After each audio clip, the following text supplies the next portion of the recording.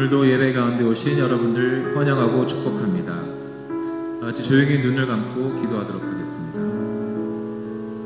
하나님 감사합니다. 오늘 귀한 주님의 날을 허락하여 주시고 예배를 드릴 수 있는 모든 여건과 상황을 허락하신 하나님을 찬양하고 경배합니다. 이 시간 모든 것을 내려놓고 우리의 구원자 되신, 우리의 모든 것 되신 주님만을 찬양하기를 원합니다. 저희 모든 것을 드려 주님만을 찬양하오니 이 시간 홀로 영광 받으시고 이곳에 친히 임재하여 주시옵소서. 이 모든 것 예수님 이름으로 기도드립니다. 아멘.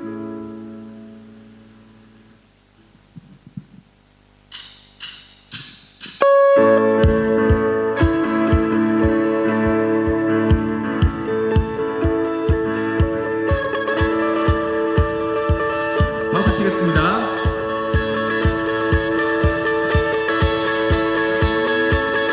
주 하나님 지으신 모든 세계 내 마음속에 그리어볼 때 하늘의 별 울려 퍼지는 주님의 권능 우주에 찬대 주님의 높고 위대하심을 내 영혼이 찬양하네. 주님의 높고 위대하심을 내 영혼이 찬양하네.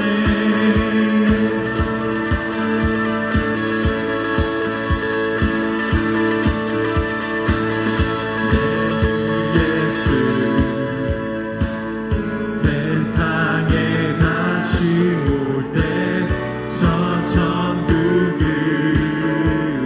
날 인도하리. 나 겸손히 엎드려 경배하며 영원히 주를 찬양하리라. 주님의 높고 위대하심을 내 영혼이 찬양하네. 주님의 높고 위대하심을 내 영혼이 찬양하. 주님의 높고 위대하심을 주님의 높고 위대하심을 내 영혼이 찬양하네. 주님의 높고 위대하심을 내 영혼이 찬양하네. 한 번 더 고백합니다. 주님의 높고 위대하심을 내 영혼이 찬양하네. 주님의 높고 위대하심을 내 영혼이 찬양하네. 내 영혼이 찬양하네. 내 영혼이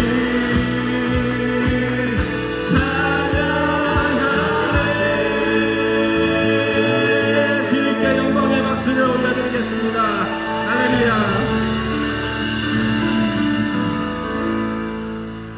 우리 자리에서 다 일어나서 찬양 드릴까요? 일어나시면 감사하겠습니다. 네, 여기 율동하는 부분이 있는데 저희 율동을 잘 못하지만 그래도 몸이 허락하는 데까지 해주시면 더 기쁨의 찬양을 드릴 수 있을 것 같습니다. 네.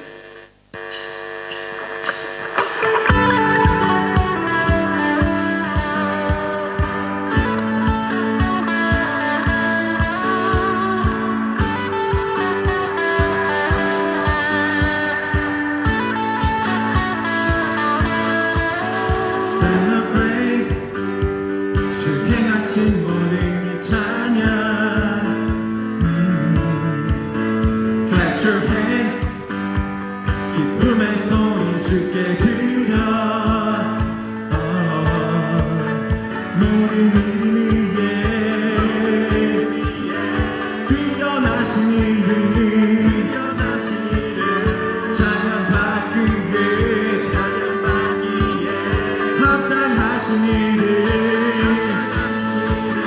Come and celebrate Come and 따라서 좋아요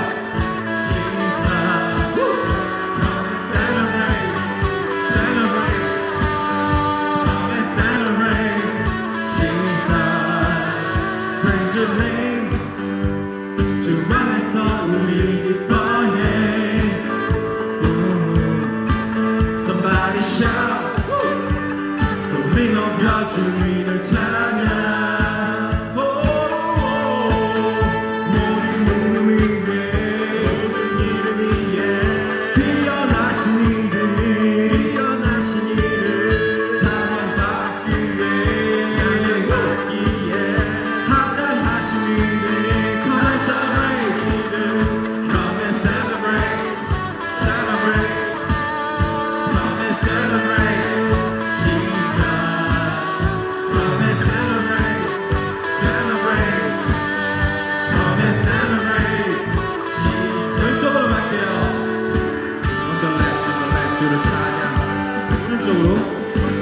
On the right, 주를 찬양 앞으로 to the front, 주를 찬양 이번엔 뒤로 to the back, 주를 찬양 한 번 더 합니다 왼쪽으로 on the right, 주를 찬양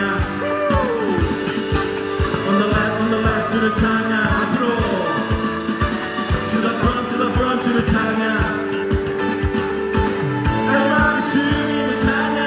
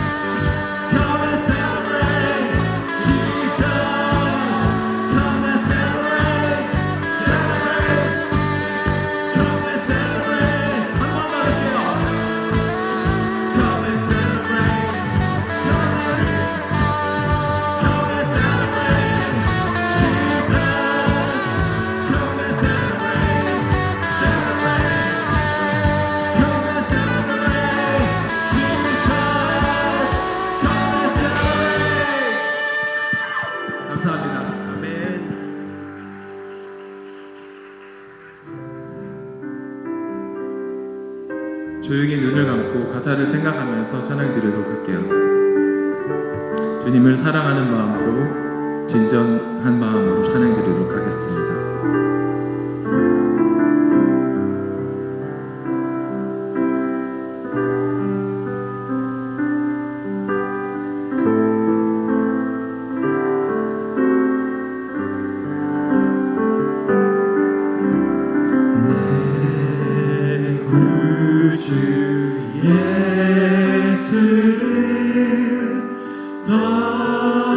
더욱 사랑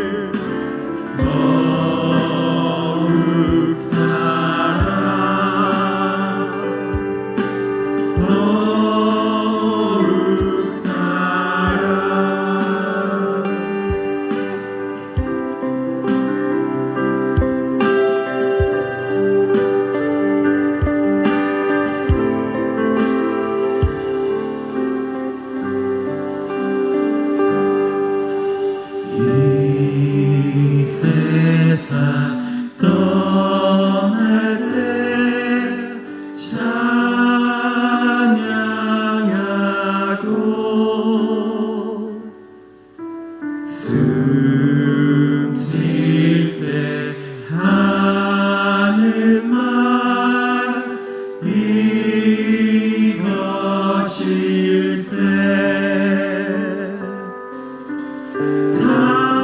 다만 내 믿음아 내 구주 예수를 더욱 사랑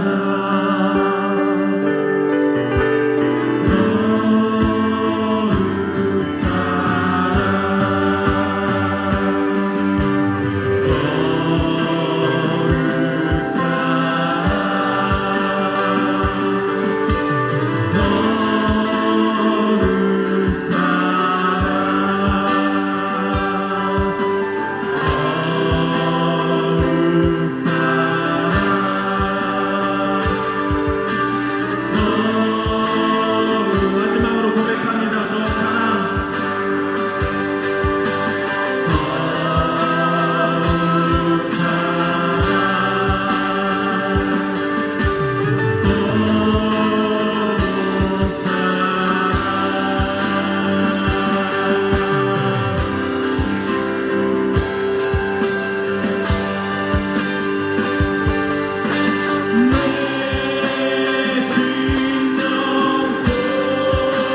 소원이 내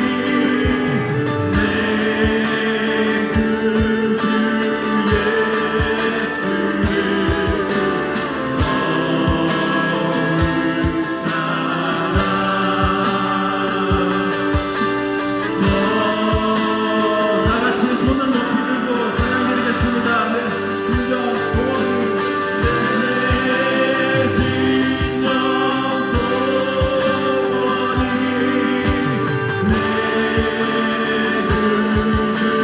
내 구주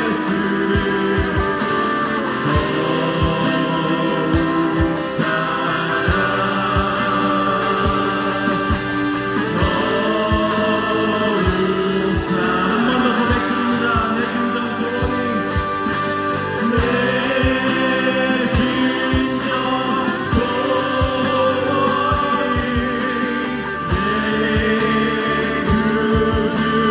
내 구주 더욱 사랑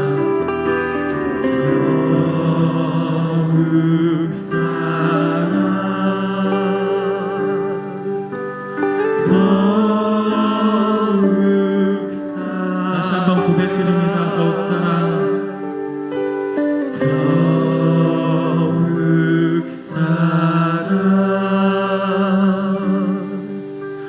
더욱 사랑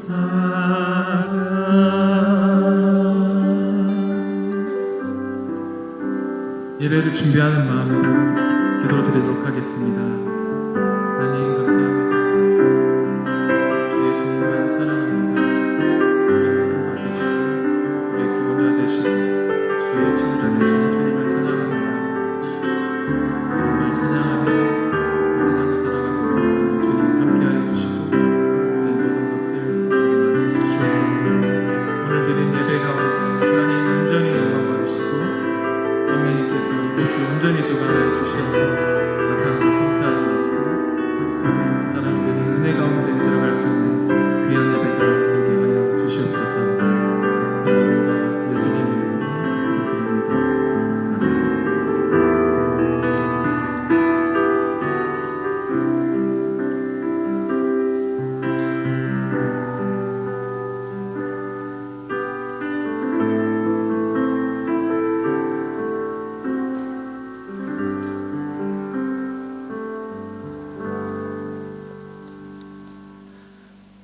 다 함께 조용히 기도하시겠습니다. 다 일어나셔서 기도하시겠습니다.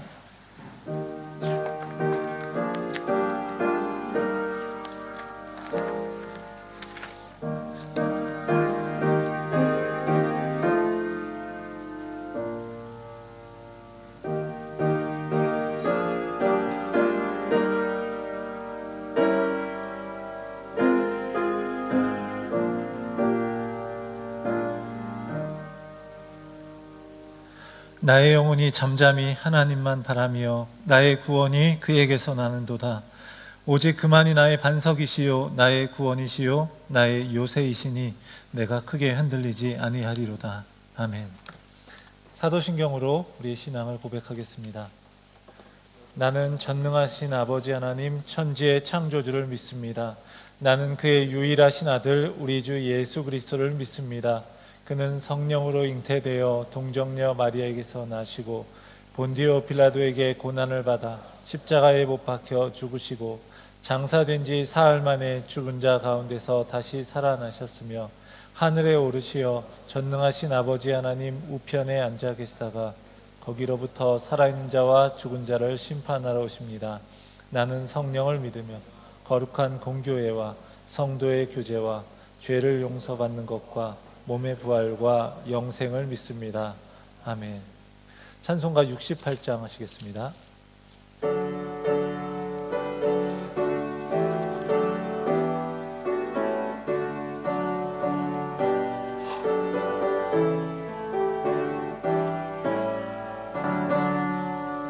오 하나님 우리의 창조주시니 내 주님께 귀한 것 드립니다.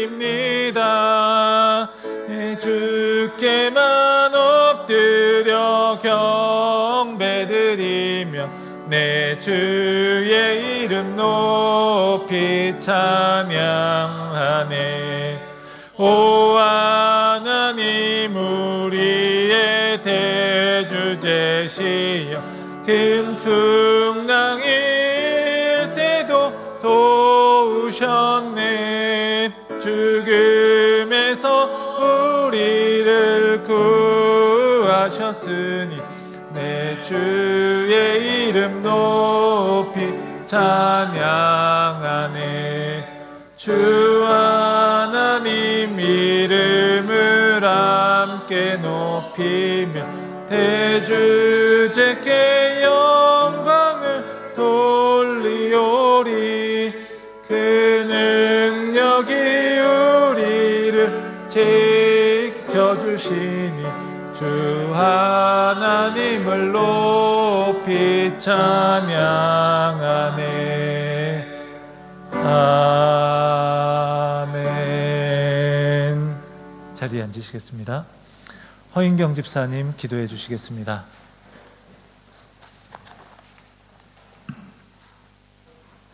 약할 때 강함 되시고 언제나 내 필요를 아시는 주님, 오늘도 우리가 주 앞에 나왔습니다.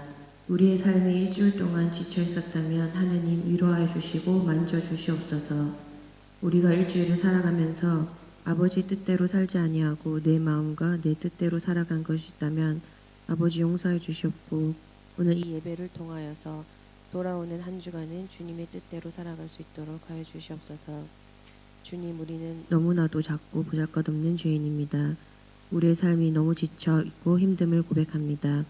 우리의 삶 가운데 주님 들어와 주셔서 우리의 필요를 채워주시고 매일 승리하는 삶 살 수 있게 하여 주시고 아버지의 크신 은혜를 날마다 느낄 수 있게 하여 주시옵소서. 이 자리에 오신 성도님들을 축복하여 주셔서 오늘 목사님들의 말씀을 통하여 큰 은혜를 받고 또 일주일을 살아가는 힘 될 수 있게 하여 주세요. 그 은혜를 나만 가지고 사는 것이 아니라 내 주위에 흘려내 보낼 수 있는 그런 삶 살아갈 수 있게 하여 주시옵소서. 또한 이 자리에 나오지 못한 성도님들의 삶도 축복하여 주시옵소서. 오늘 말씀 전하시는 목사님의 입술에 하나님이 함께 임하시어 그 말씀에 능력 더해 주시기를 소원합니다. 그리고 보이지 않는 곳에서 수고하시는 선생님들, 많은 봉사자들, 하나님 그 수고로움을 기억하시고 그들에게 복의 복을 더하여 주시옵소서. 오늘 목사님 말씀을 들고 한 주간을 살아갈 우리들을 축복하여 주시고 우리가 올려드릴 예배 주님 기뻐 받으시고 홀로 영광 받으시옵소서. 예수님 이름으로 기도드립니다. 아멘.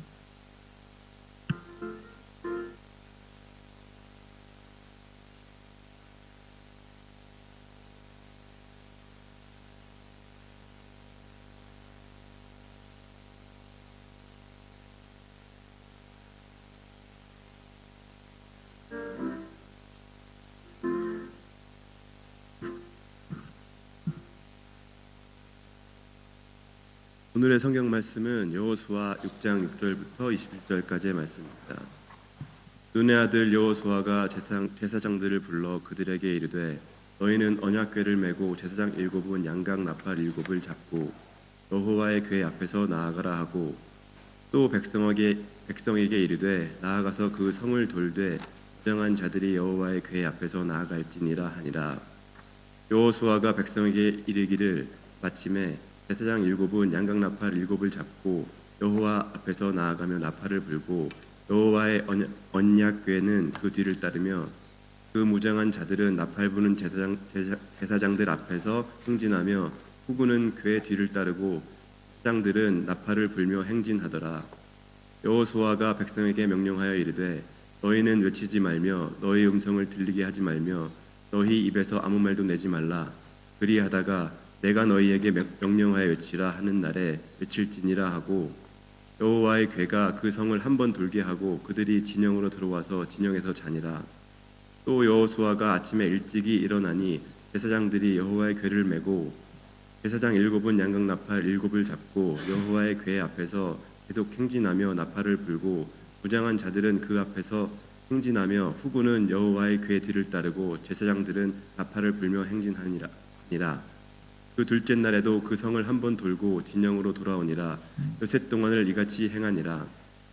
일곱째 날 새벽에 그들이 일찍이 일어나서 전과 같은 방식으로 그 성을 7번 도니 그 성을 7번 돌기는 그날뿐이었더라. 7번째 제사장들이 나팔을 불 때에 여호수아가 백성에게 이르되 외치라. 여호와께서 너희에게 이 성을 주셨느니라. 이 성과 그 가운데에 있는 모든 것은 여호와께 온전히 바치되 기생 라합과 그 집에 동거하는 자는 모두 살려주라. 이는 우리가 보낸 사자들을 그가 숨겨 주었음이니라.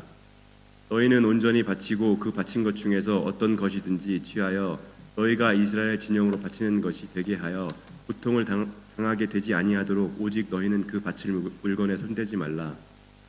은 금과 동철 기구들은 다 여호와께 구별될 것이니 그것을 여호와의 곳간에 드릴지니라 하니라. 이에 백성은 외치고 제사장들은 나팔을 불매 백성이 나팔 소리를 들을 때 크게 소리 질러 외치니 성벽이 무너져 내린지라. 백성이 각기 앞으로 나아가 그 성에 들어가서 그 성을 점령하고 그 성 안에 있는 모든 것을 온전히 바치되 남녀노소와 소와 양과 나귀를 칼날로 멸하니라. 아멘.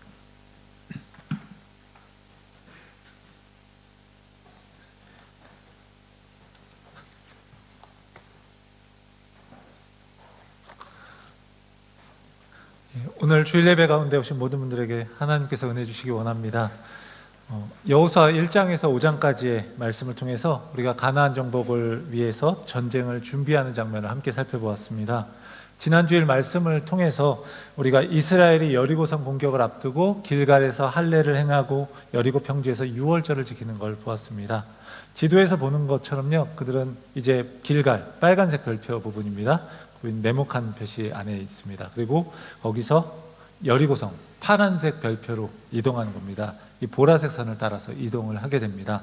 그리고 여리고를 중심으로 한 지도를 한번 좀 더 크게 나온 지도를 보여드리면요, 이제 이렇게 여리고가 이제 요 사해 바로 요 왼쪽 위에 있고요. 이제 여기로 이제 가게 되는 겁니다. 전투를 앞두고 할례를 행한다라는 것, 이것은요 한마디로 무장해제를 하는 겁니다. 그럼에도 이제 이스라엘 백성들은요 출애굽 2세대들 이들은요 전쟁을 하기에 앞서 할례를 통해서 하나님과의 언약 관계를 확인하고요, 그리고 하나님의 백성이라는 정체성을 다시금 세워야 했습니다. 굴러가다라는 의미의 길갈이라고 하는 장소에서 할례를 행하면서 그들은요 가나안에 들어가지 못하고 광야에서 1세대가 다 죽었던 그 수치를 다 굴려보내고 이제 하나님의 언약 백성의 정체성을 가지고 전쟁을 시작해야 했습니다. 또한 유월절을 지키는 걸 통해서요 이스라엘 백성들은 하나님께서 행하신 출애굽의 구원의 은혜를 기억해야 했습니다. 그런데 유월절을 지키고 나서 만나가 그쳤다라고 했었죠.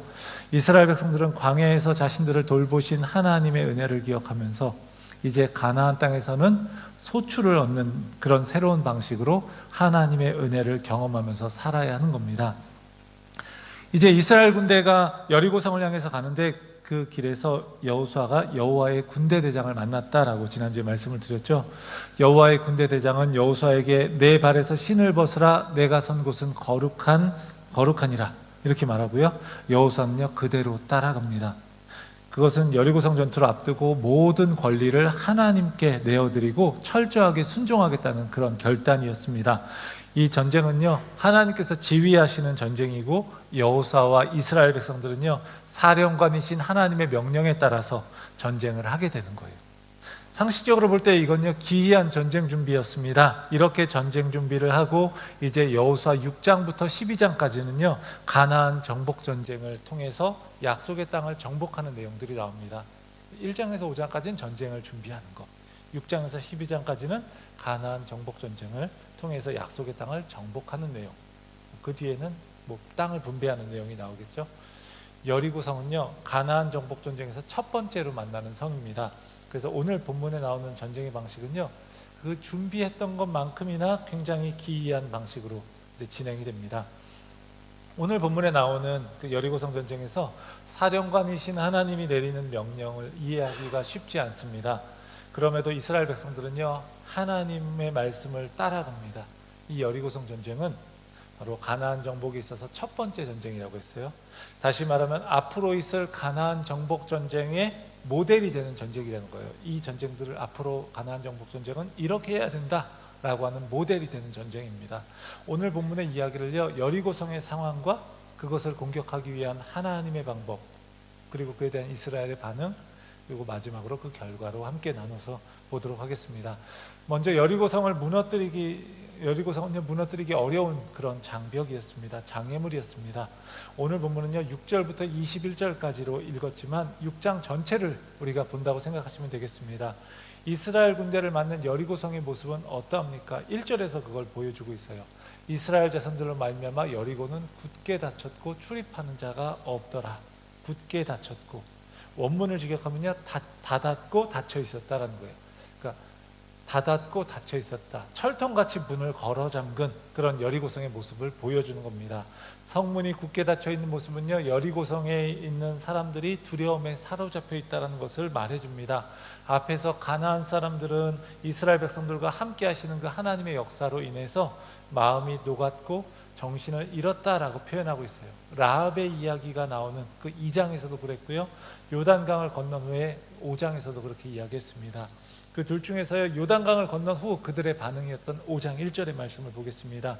요단 서쪽의 아모리 사람, 이게 가나안 사람을 이야기하는 거예요. 요단 서쪽의 아모리 사람의 모든 왕들과 해변의 가나안 사람의 모든 왕들이 여호와께서 요단물을 이스라엘 자손들 앞에서 말리시고 우리를 건너게 하셨음을 듣고 마음이 녹았고 이스라엘 자손들 때문에 정신을 잃었더라. 마음이 녹았고 정신을 잃었다. 두려움에 사로잡힌 여리고성 사람들은요 성의 의지에서 밖으로 나와서 싸우지 않고 지키기만 하려고 하는 거예요. 굳게 닫힌 여리고성을 이스라엘 입장에서 또 보면요, 이건 이스라엘 입장에서 보면 하나님의 도우심 없이는 무너뜨릴 수 없다라는 이야기도 되는 겁니다. 여리고성은요 난공불락의 성이었어요. 이제 한자로도 좀 적어왔는데 혹시 영어를 쓰시는 분들, 영어만 쓰시는 분들에게 난공불락, 이게 어떻게 해석해야 될지 좀 어렵잖아요. 근데 난공불락, 공격해서 함락시키기 어려운 그런 성이라는 거죠. 그러니까 기록에 따르면요 여리고성은요 이중성벽으로 되어 있다고 해요. 이제 그림을 한번 보여드리겠습니다. 고대 여리고성의 그림인데요. 그러니까 이 외부에 성벽이 이렇게 있고 그 안에 또 내부에 또 성벽이 있는 거예요. 그리고 외부와 내부 사이에 마을이 있고, 그리고 그 안쪽에도 또 마을이 있습니다. 사람들 사는 집들이 있습니다. 이렇게 바깥쪽에 성벽을 뛰어넘는다고 해서, 그걸 공격해서 넘는다고 해서 성을 점령한 것이 아니라는 거예요. 여리고성의 구조를 보면요, 고고학적으로 보면 여리고성의 구조를 이렇게 살펴보았는데 이 밑에 5m 정도의 높이의 돌로 벽을 쌓았다고 해요. 그리고 그 위에 또 진흙벽돌을 또 쌓고, 그리고 이 제방이 있어서 이 가운데 제방이 있어 왼쪽에 이제 파괴 전에 이 여리고성의 모습입니다. 그래서 제방을 쌓고 14m 정도 높이 올라간대요. 그리고 그 위에 또 진흙벽돌을 또 쌓은 거예요. 그러니까 이게 안쪽 성벽의 모습이에요. 그래서 그 시티라고 써 있는데 이 안쪽 성벽 안에 도시가 있고, 또 그리고 이 안쪽과 바깥쪽 성벽 사이에도 마을이 있었다라고 했었죠. 빨간색 별표로 된 부분, 라합이 아마 살던 집이 여기가 아니었을까 이렇게 추정하고 있습니다. 거기서 그래서 정탐꾼들을 밧줄로 달아서 내려서 성벽 밑으로 해서 도망치게 했던 거죠. 이 안쪽과 바깥쪽 성벽이 다 이렇게 무너졌어요. 오른쪽에 보면 이렇게 무너진 것처럼. 병법에서 성을 공격하기 위해서는요, 성을 의지해서 막는 군사력의 3배 정도 되어야 공격할 수 있다라고 해요. 그 성을 방어하는 입장에서는요, 굉장히 성이 큰 장점이 되는 거고요. 공격하는 쪽에서는요, 커다란 장애물이 되는 겁니다.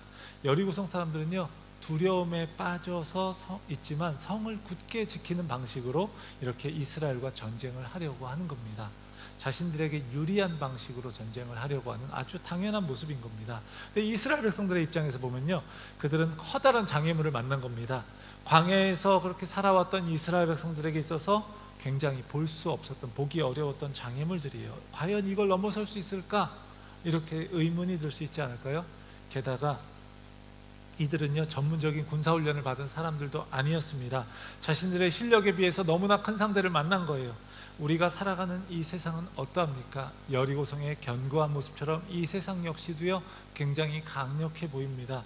하나님의 뜻을 따라서 살려고 애를 쓰면 쓸수록 우리는요, 더욱더 강한 어려운 적들과 부딪히게 됩니다.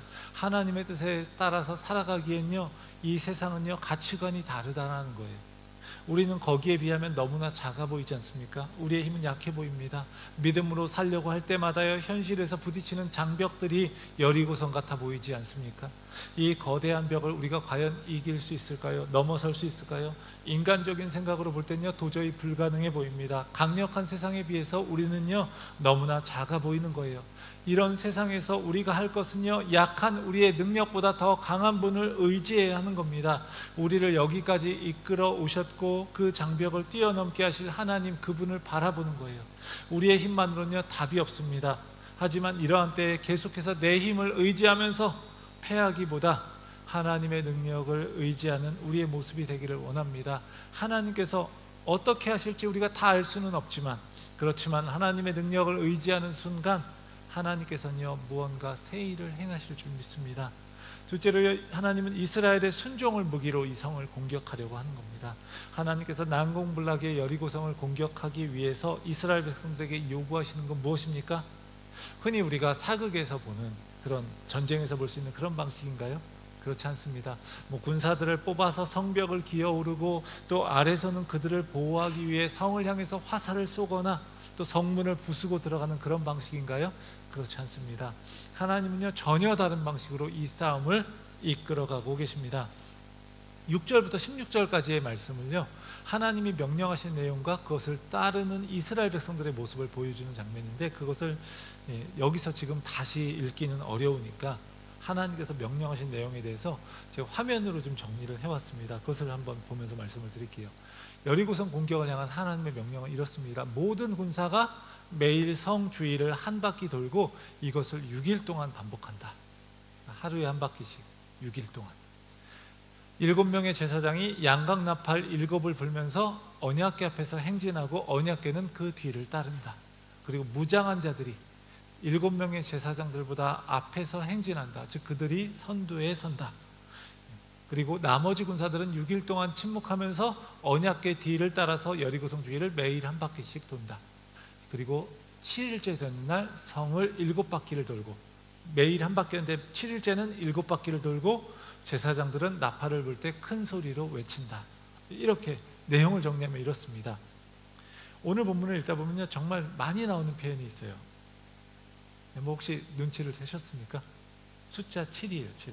7명의 제사장들이 양각나팔을 7개를 부는 거죠. 그리고 언약궤 앞에서 행진하는 장면. 한번 그림을 보여드리면요, 이렇습니다. 이런 그림으로 되어 있는 거예요. 제임스 티소라는 프랑스 화가가 이 내용을 그린 그림을 통해서 한번 이걸 상상해 보시면 좋을 것 같아요. 7일째 성을 7번 돌라고 하시는 거예요. 이제 하루에 한 바퀴씩 돌고, 여기서도 이제 7이 또 나오죠. 7제사장, 7양각나팔, 7번째 날 7번. 이렇게 숫자 7이 계속해서 반복되고 있어요. 성경을 처음 읽은 분들도 이걸 그냥 글자를 읽을 수 있다면 쭉 읽어보면 7이 왜 이렇게 많이 나오지? 생각할 수 있습니다. 유대인들에게 숫자 7은요 하나님을 상징하는 숫자입니다. 하나님을 의미합니다. 만전수라고 했죠. 하나님께서 전쟁의 방식을 말씀하시면서 계속해서 7을 사용하시는 건 이 전쟁이 누구에게 속한 것인지를 보여주시는 거예요. 단순히 이스라엘 백성들이 가나안 땅을 정복하고 그 사람들과 싸우는, 그렇게 여리고성과 싸우고 그걸 함락시키는 그런 전쟁이 아니라 하나님의 전쟁이란 걸 보여주는 겁니다. 제사장, 언약궤, 양강나팔, 이들의 행렬은요 전쟁을 위한 행렬이 아니라 하나님께 드리는 제사를 위한 하나의 행렬이에요. 다시 말하면 예배를 위한 행렬이라는 거예요.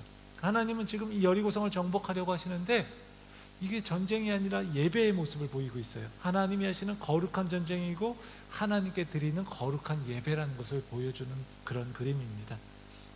하나님은 첫째 날부터 여섯째 날까지 성을 한 바퀴씩 돌라고 하시는데 또 그들에게 침묵을 명령하셔요. 여섯째 날까지는 그 어떤 소리도 내서는 안 된다라고 하십니다. 그러다가 제7일 때 소리를 지르라고 할 때 그때 힘을 모아서 함께 한 번의 소리를 지르라는 거예요. 이대로 진행되는 모습을 한번 우리 머릿속에 그려보시기 바랍니다. 이들이 계속해서 성을 돌고 있어요. 나팔 소리가 들리는데 이들은 침묵하고 있습니다. 6일 동안 침묵하면서 성을 도는 이스라엘의 모습 한번 생각해 보면요 어떤 느낌이었을까요? 위에서는요 여리고 성에서 적군들이 내려다보고 있습니다. 그런데 성 주변을요 침묵하면서 돌고 있는 거예요. 굉장히 두려운 상황이 아닐까요? 적군도 좀 의아해했을 거예요. 두려울 때 우린 보통 어떻게 합니까? 같이 성을 도는 동료들과 이야기를 나누고 두려움을 극복해야 하지 않을까요? 자, 힘 좀 내. 우리 이렇게 하는 거 맞는 거야 이거? 뭐 이렇게 뭐 얘기하면서 두려움을 해소해야 되겠죠. 그런데 하나님의 명령에 따라서요 그들은 아무 말도 하지 않습니다.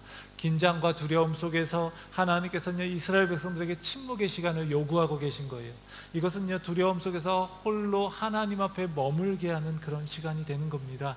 다른 동료들과 함께 이야기하면서 입을 여는 게 아니라 걸으면서 내면에서 요동치는 두려움과 긴장을 하나님에 대한 그 믿음만으로 극복해야 하는 거예요. 이것이 바로 하나님이 요구하시는 하나님의 전쟁의 하나의 작전이었어요.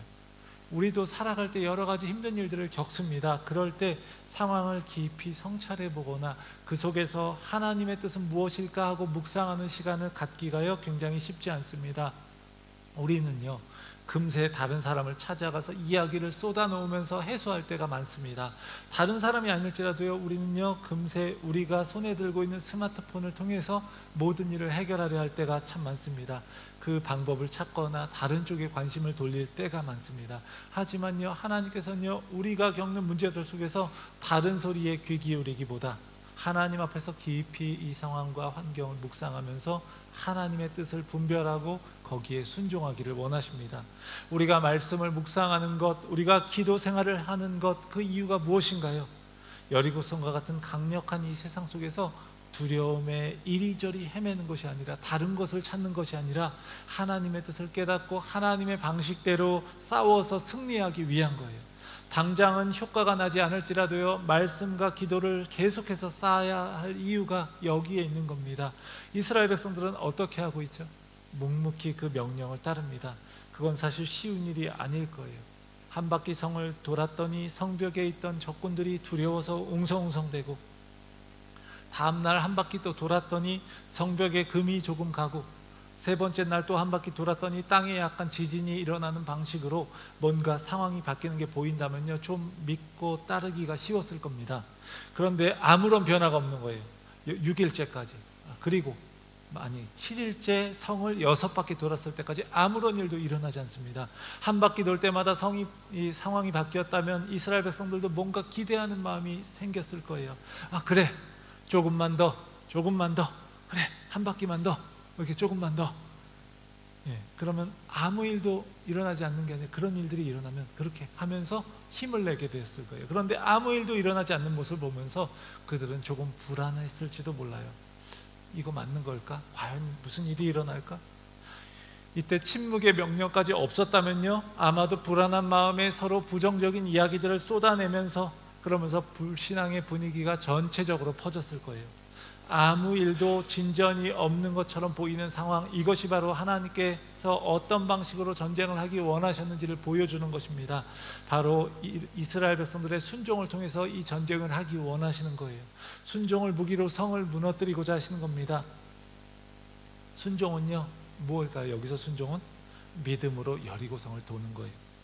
그래서 믿음장이라고 부르는 히브리서 11장 30절은 이렇게 이야기합니다. 우리 같이 한번 읽어보겠습니다. 믿음으로 7일 동안 여리고를 도니 성이 무너졌으며. 그렇다면 이들이 하나님의 이 말도 안 되는 명령, 그렇게 보이는 명령에 순종하게 된 것은 무엇 때문일까요? 그것은 바로 그들이 광야 40년을 거쳐서 여기까지 왔습니다. 하나님께서 그들을요 만나와 메추라기로 먹이셨고요, 구름기둥과 불기둥으로 여기까지 인도하셨습니다. 그래서 여기까지 온 거예요. 반석에서 생수를 내시고요, 수많은 적들을 물리치시고요, 그들의 옷과 신발이 헤어지지 않도록 하셨습니다. 우리 40년 동안 옷을 입는 분 계신가요? 같은 옷을? 아마 나만 하지 않을 겁니다. 그들은요 실패하고 잘못할 때도 물론 많이 있었습니다. 그렇지만 그들은요 그럼에도 불구하고 하나님의 구체적인 은혜와 도우심의 은혜를 날마다 체험하면서 여기까지 왔어요. 하나님의 은혜는 관념적인 게 아니라 그들에게 실제였습니다. 그 시간이 그들을 위한 하나님의 훈련의 과정이었어요. 맛 좀 봐라고 40년 동안 고생 좀 해봐라, 이게 아니라 하나님이 이들을 훈련시키신 거예요. 한 달이면 갈 수 있는 가나안 땅을 곧바로 가지 못하고 40년을 헤매는 광야의 시간을 통해서 그들은 하나님의 말씀에 순종하는 사람들로 빚어져 갔던 겁니다. 그들은요 하나님의 신실하신 그 은혜를 경험을 통해서 배웠고, 머리로 한 게 아니라 경험을 통해 배웠고, 그렇기 때문에 하나님께서 내리시는 이 이해할 수 없는 명령에도 순종으로 반응할 수 있었던 겁니다. 사랑하는 성도 여러분, 여리고성의 이 기이한 전쟁은요 순종을 통해서만 승리할 수 있는 전쟁이었습니다. 그들은 묵묵히 하나님의 명령에 순종했고요, 상황이 바뀌는 게 보이지 않더라도요 하나님을 향한 믿음으로 순종하면서 끝까지 이 자신들의 임무를 수행했습니다. 이런 문장을 제가 보았습니다. 한 번의 순종이 상황을 바꾸지 않을 수 있다. 그러나 온전한 순종은 반드시 상황을 바꾼다. 우리 같이 따라 한번 해볼까요? 한 번의 순종이 상황을 바꾸지 않을 수도 있다. 그러나 온전한 순종은 반드시 상황을 바꾼다. 상황이 바뀌든 그걸 대하는 내가 바뀌든, 우리가 삶에서 하나님의 말씀에 순종을 해요. 근데 한 번의 순종이 어려운 건 아니죠. 지속적으로 순종하는 것이 어려운 겁니다. 상황이 바뀌지 않더라도 명령하신 분을 신뢰하기 때문에 기꺼이 따르는 것, 이게 바로 온전한 순종의 모습이에요. 아무 일도 일어나지 않는 것처럼 보이면 우리는요 순종을 포기할 때가 있습니다. 기도하다가 별로 해결되는 모습이 보이지 않으면요 우리는 기도하기를 포기하기도 합니다. 그래서 하나님께서 우리에게 광야의 시간을 허락하신 것이 아닐까라는 생각도 해봅니다. 이스라엘 백성들에게 그러하셨던 것처럼 우리에게 허락하신 이 광야의 시간을 통해서 하나님께 전적으로 의존하는 걸 배우고, 단 한 번의 순종이 아니라 지속적인 순종, 온전한 순종을 드리는 그런 사람으로 빚어가시기 위함입니다. 사랑하는 성도 여러분, 여러분의 상황이 어려우십니까? 그 상황 속에서 하나님은 여러분에게 무엇을 말씀하고 계십니까? 그 하나님의 말씀이 도저히 이해되지 않는 것처럼 들리십니까? 그래도 그분이 나를 가장 사랑하시는 분이시고 나에게 가장 좋은 것을 주시기 원하시는 분임을 믿고 신뢰한다면요 온전한 순종을 드릴 수 있기를 원합니다. 온전한 순종이 우리 앞에 놓인 장벽을 무너뜨리고 상황을 바꿀 것을 믿음으로 선포하기를 주의 이름으로 축원합니다. 마지막으로요 하나님의 개입으로 완전한 승리를 이루십니다. 여리고성은요 이스라엘 백성들 자체의 능력으로는 도저히 무너뜨릴 수 없는 난공불락의 성이었는데, 하나님은 흔히 사용하는 전쟁 무기들이 아니라 이스라엘의 순종이라는 무기를 통해서 이 전쟁, 이 성을 무너뜨리고자 하셨어요. 그리고 결국 이스라엘 백성들이 순종했을 때 하나님이 개입하셔서 완전한 승리를 이루셨습니다. 이미 하나님께서는 싸우기도 전에 이스라엘 백성들에게 이 성을 주셨다라고 말씀하셨어요. 오늘 본문은 아니지만 6장 2절에서 이렇게 말하고 있습니다. 여호와께서 여호수아에게 이르시되, 여기를 이제 잘 보시기 바랍니다. 보라, 내가 여리고와 그 왕과 그 용사들을 내 손에 넘겨 주었으니. 싸우면 내가 넘겨줄 거야, 이게 아니라 이미 넘겨주셨다는 거예요. 완료형이에요. 이미 성을 주셨고 이스라엘 백성들의 순종함을 통해서 하나님께서 이루시는 완전한 승리를 실제로 보게 되는 거예요. 확인하게 되는 거예요. 이스라엘 백성들이 함성을 외치니까 이 강력하고 견고해 보였던 여리고성의 장벽이 무너져 내립니다. 앞에서 보았던 여리고성의 구조의 그림, 이걸 보았죠. 근데 앞에서 또 이야기했던 그 제임스 티소라는 프랑스 화가가요, 여리고성의 함락이란 그림도 또 그렸는데 그 당시 상황에 대해서 좀 더 상상할 수 있게 우리 그려놓았습니다. 그래서 이걸 보면서 이렇게 무너져서 백성들이 들어가는 거예요. 제사장들이 나팔을 불고 이스라엘 백성들이 함성을 지르니까 성이 무너져 내립니다. 나팔 부는 건 여러 가지 의미가 있어요. 전쟁을 선포하는 의미도 있고 선전포고의 의미도 있지만 하나님께서 행동하시는 걸 또 보여주는 그런 의미도 있습니다. 그 땅을 주시기로 하신 하나님의 약속을 믿는 의미로 나팔을 부는 거예요. 그리고 나팔을 불고 함성을 질렀더니 성이 무너지고 이스라엘 백성들이요 그 성을 점령합니다. 그런데 하나님께서 이 성의 모든 걸 진멸하라고 하셔요. 진멸하다라는 말, 헤렘이란 말입니다. 히브리어 헤렘이라고 하는데 이건 바치다라는 의미도 있고요, 진멸하다라는 의미도 있습니다. 그러니까 이 여리고성의 전쟁은요 헤렘, 즉 모든 것을 진멸하고 모든 것을 하나님께 바쳐야 하는, 그 하나님께 모든 게 바쳐져야 하는 그런 전쟁이라는 거예요.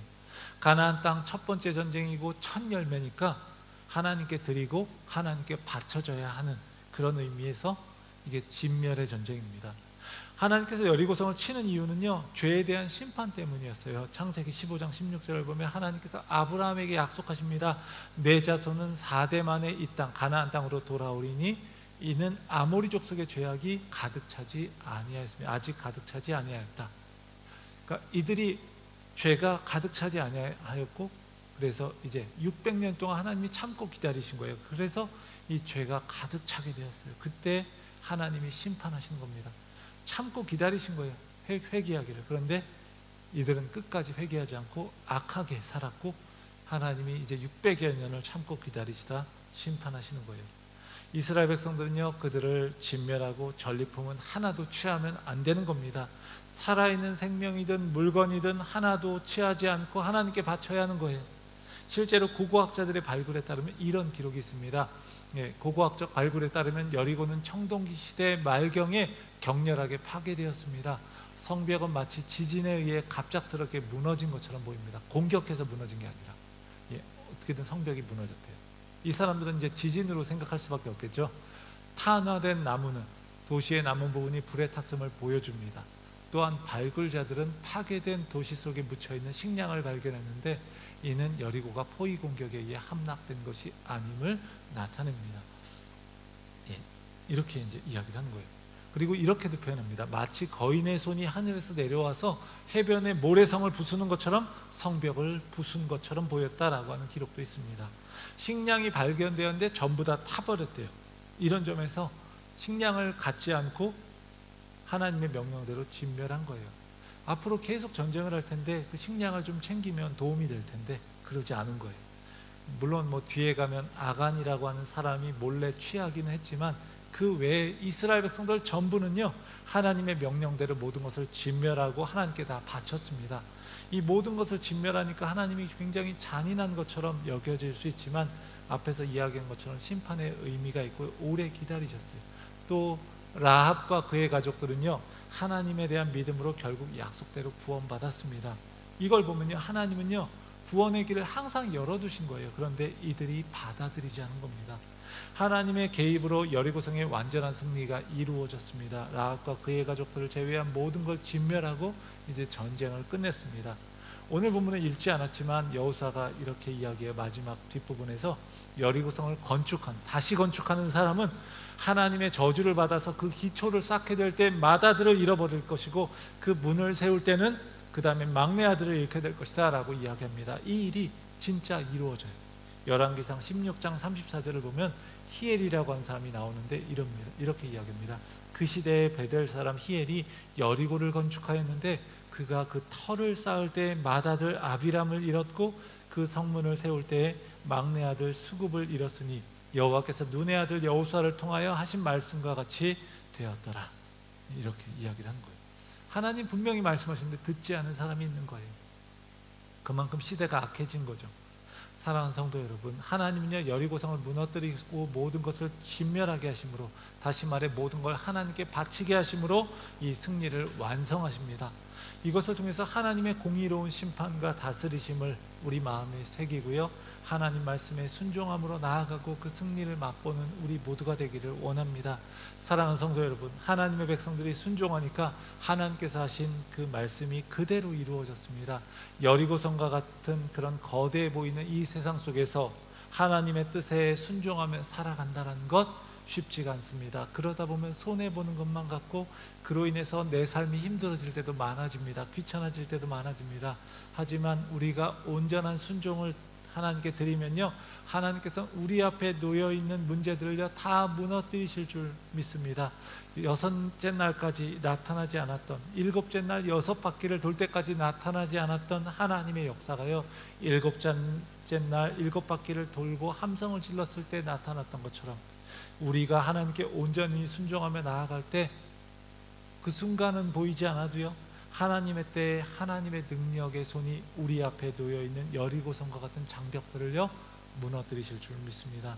삶에서 겪는 여러 가지 일들 속에서 우리도 순종을 통해서 하나님이 행하시는 그 승리를 경험하고 누리실 수 있기를, 우리 모두가 그렇게 되기를 주의 이름으로 축원합니다. 기도하겠습니다. 하나님 아버지, 여리고성 전쟁 이야기를 통해 영적 싸움에 대해 생각할 수 있게 하시니 감사합니다. 그 싸움이 사람의 칼과 창과 군사력에 달려있는 게 아니라 하나님께 달려있음을 보게 됩니다. 여리고성 전쟁이 하나님이 원하시는 거룩한 전쟁이고 하나님께 순종함을 통해 승리하는 것처럼 우리 삶에 놓여있는 영적 싸움 가운데도 하나님께 온전한 순종을 드리며 거룩한 싸움을 싸우고 승리하게 하여 주시옵소서. 한 번의 상황으로, 한 번의 순종으로 모든 상황이 바뀌지 않습니다. 하지만 온전한 순종은 상황을 바꿀 수 있음을 믿습니다. 참된 순종을 통해서 우리 자신을 온전히 드리는 우리의 삶이 되게 하여 주옵소서. 우리 주 예수 그리스도의 이름으로 기도합니다. 아멘. 찬송가 350장 하시면서 준비하신 헌금 봉헌하겠습니다.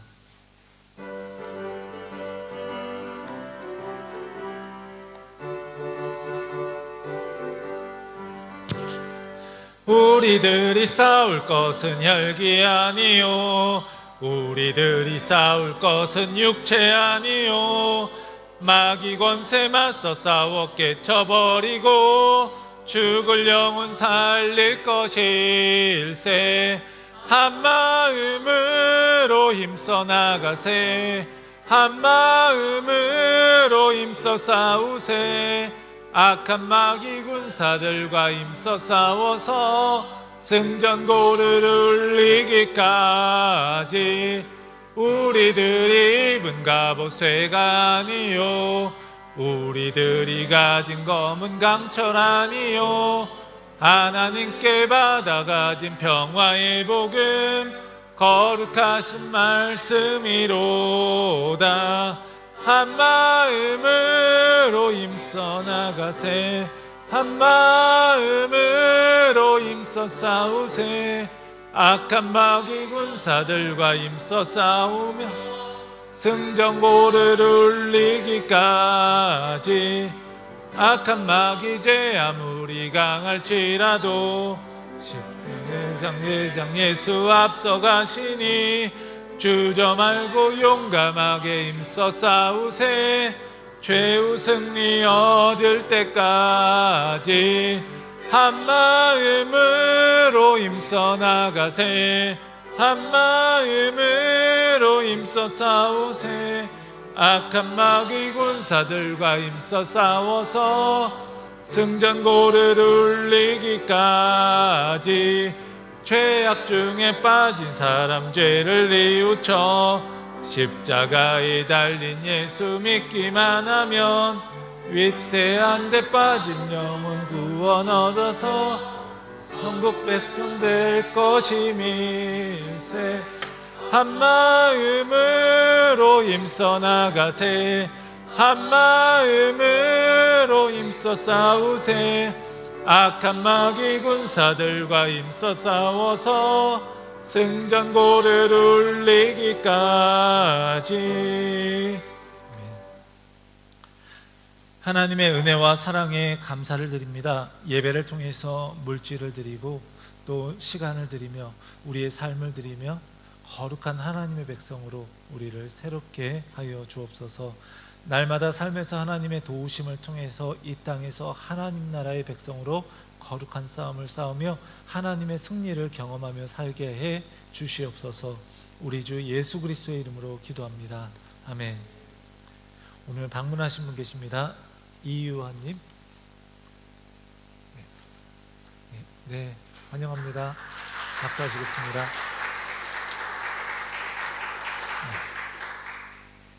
박희원님. 네, 반갑습니다.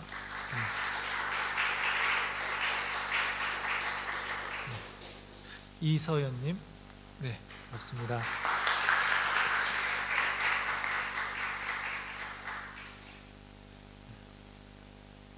예, 데이빗 벌즈인가요? 예. 네. 예. 예전에 이제 출석하셨다고 합니다. 네. 그래서 네, 이렇게 오셔서 반갑습니다. 이따 점심 식사도 하시고 이렇게 또 함께 교제 나누시면 좋겠습니다. 광고 말씀드리겠습니다. 오늘 통역해 주신 이미래 집사님께 감사드립니다. 그리고 오늘 이제 공동 식사 후에 이제 강당에서 작은 음식 바자회가 있습니다. 그래서 메뉴는 여기 핫도그와 떡볶이 그리고 콜라 밀키스가 있고요.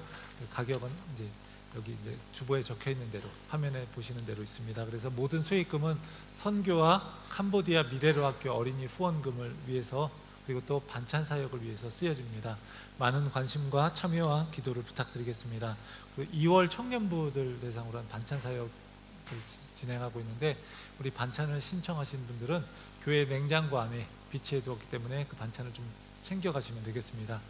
이제 날씨도 있고 해서 변질될 수 있으니까 냉장고에 있으니까 자유롭게 그 이름 이제 신청하신 분들의 이름대로 가져가시면 되겠습니다.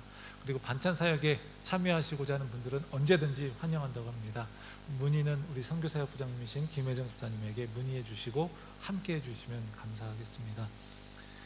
오늘 정기재직회가 오후 1시 40분에 도로시온솔에서 있습니다. 재직분들은 다 참석해 주시면 감사하겠습니다. 그리고 부서별 사역보고 다 제출하셨을 텐데 혹시 빠뜨리신 분이 있다면 문원기 집사님에게 제출해 주시면 되겠습니다. 그리고 아까 우리 찬양팀에서 함께 했었던 우리 청년부 전하영자매가 이제 교사로도 좀 섬기게 됐고요. 그리고 이제 청년부에서 이제 찬양팀으로도 섬기게 되었습니다. 그래서 좀 미리 한번 광고 말씀드리고요. 또 다른 분들도 한번 다시 또 성가대 새롭게 봉사하신 분들 이렇게 세워질 때 다시 한번 또 광고 말씀드리도록 하겠습니다. 오늘은 이렇게 구두로만 임명하고요. 그래서 이렇게 말씀을 드립니다. 우리 다 함께 자리에서 일어나시겠습니다. 우리 옆에 분들과 이렇게 인사하겠습니다. 온전한 순종으로 승리합시다.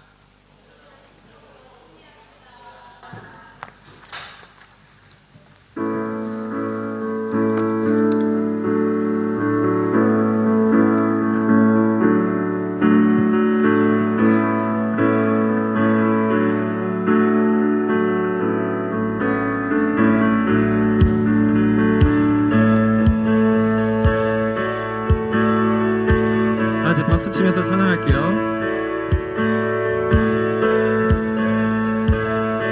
하늘 위에 주님밖에 위에 주님밖에 내가 사모할 자 이 세상에 없네. 내 맘과 힘을 믿을 수 없네. 오직 한 가지 그 진리를 믿네.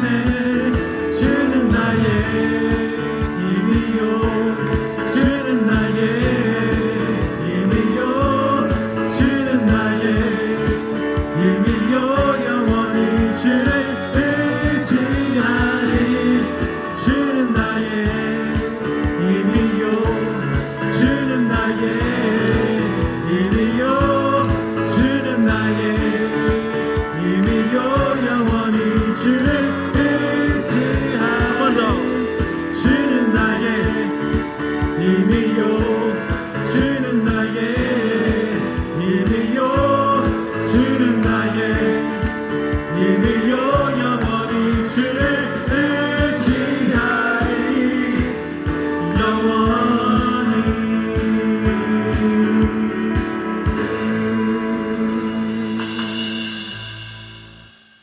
이제는 우리 주 예수 그리스도의 크신 은혜와 하나님의 크신 사랑과 성령의 역사 인도하심이 거룩한 영적인 싸움 가운데 하나님께 온전한 순종으로 승리하며 또 자신을 온전히 하나님께 드리기를 결단하는 사랑하는 모든 성도들의 삶 가운데 이제부터 영원까지 함께 하시기를 간절히 축원하옵나이다.